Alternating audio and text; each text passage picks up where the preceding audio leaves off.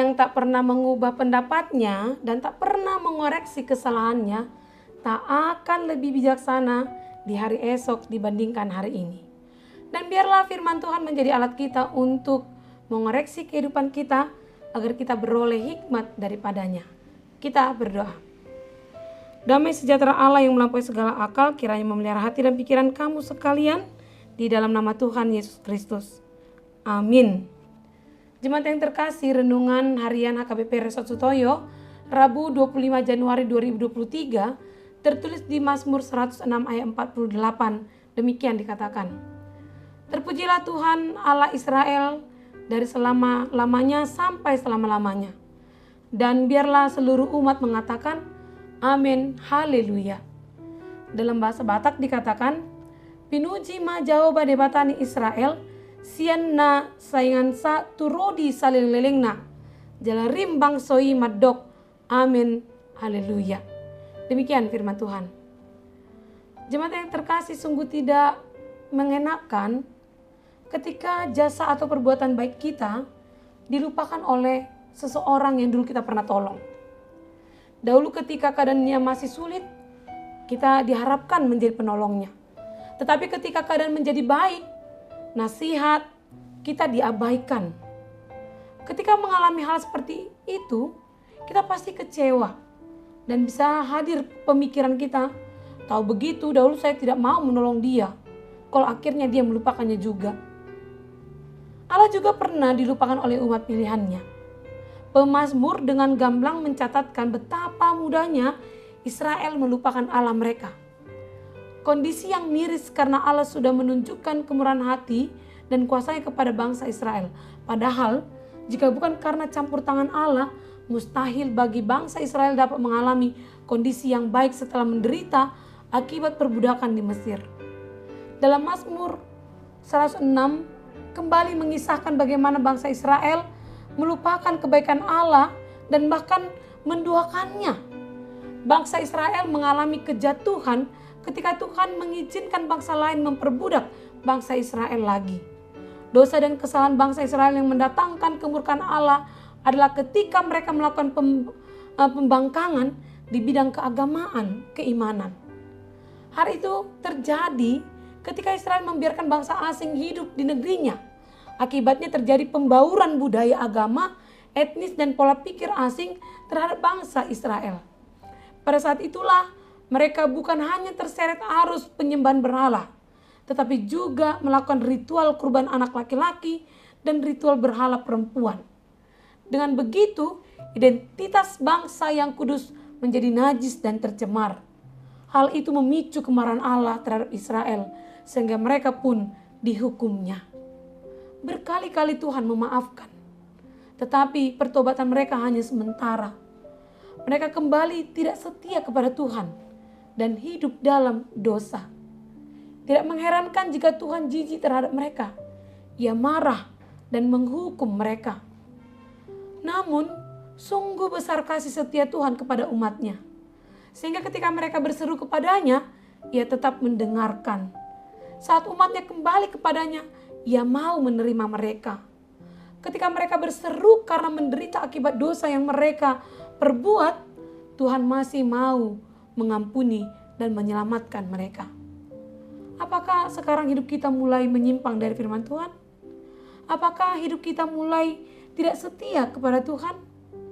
Mungkin hari ini kita lebih berfokus mengejar kekayaan atau gelar dalam hidup ini.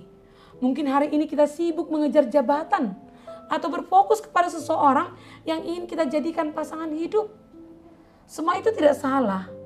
Tetapi jika hal itu menjadi fokus utama sehingga kita menomorduakan Tuhan, bahkan meninggalkan Tuhan, maka sesungguhnya kita sudah jatuh dalam dosa ketidaksetiaan. Marilah kita belajar mengutamakan Tuhan di atas segalanya. Lakukan setiap hal yang berkenan kepada Tuhan dan jauhkan setiap hal yang menimbulkan dosa dalam hidup kita. Artinya, kita tetap harus berbuat sesuatu yang dapat menghadirkan kesukaan Allah dan menghindari setiap perbuatan dosa. Tentang menghindari dari perbuatan dosa, ada seorang ibu yang mengaku kepada pendetanya bahwa sepanjang minggu ini dia tidak melakukan dosa. Kenapa dia berani mengatakan demikian?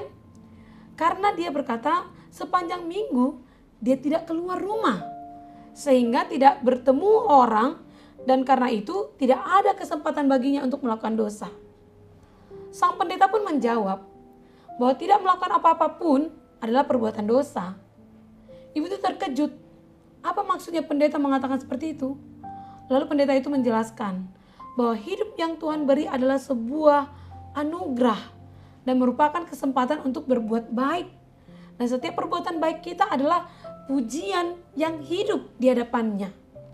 Tidak melakukan apa-apa berarti juga tidak melakukan perbuatan baik. Bukan itu juga suatu dosa? Kita sudah tahu harus berbuat baik, tetapi tidak melakukannya adalah suatu perbuatan dosa, dan tentu itu akan mengecewakan hati Tuhan. Jemaat yang terkasih, melalui sepenggal cerita itu dan melalui renungan kita hari ini, mari kita mengevaluasi diri kita kembali. Sudah seberapa lama dan seberapa banyak kita mengecewakan hati Tuhan dengan ketidaktaatan dan pembangkangan yang kita lakukan? Seberapa sering kita telah mendukakan Dia dengan lebih mencintai hal-hal yang di dunia ini melebihi kecintaan kita kepada Allah?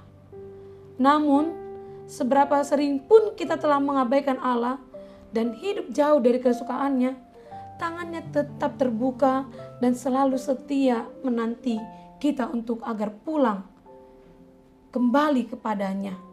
Hidup di bawah kasih setia Allah yang tidak berkesudahan itu.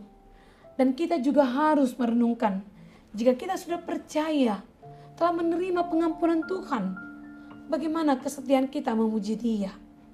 Kita harus tetap setia menyerukan pujian kita, sama seperti pemazmur yang menyerukan, terpujilah Tuhan Allah Israel dari selama-lamanya sampai selama-lamanya. Dan biarlah seluruh umat mengatakan, amin, haleluya. Kita pun demikian, harus hidup dalam keyakinan, amin, dan memuji Tuhan, haleluya. Kemuliaan Allah, dan tetaplah memuji Dia, dan teruslah sepanjang hidup kita mengutamakan kesukaan Tuhan saja. Amin, kita berdoa. Terima kasih Tuhan untuk firman yang telah kami dengar hari ini. Sungguh Tuhan, kami sering sekali melupakan kebaikan-Mu dan terus mengandalkan hal-hal yang ada di dunia ini. Kami sering mendukakan Engkau dengan ketidaksetiaan kami melakukan hal yang baik. Namun Engkau adalah Allah yang setia dalam kasih-Mu.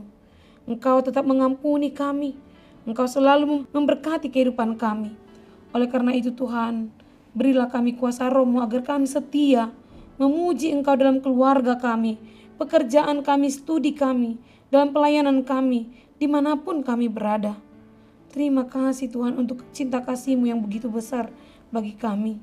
Biarlah cinta kasih-Mu itu menjadi teladan hidup iman kami, agar kami pun hidup dalam kasih setia-Mu dengan sesama kami. Terima kasih Tuhan. Amin. Jemaat Tuhan yang terkasih, selamat menjalani hari-hari Anda di dalam kesukaan Allah. Selamat beraktivitas. Salam sehat. Tuhan memberkati.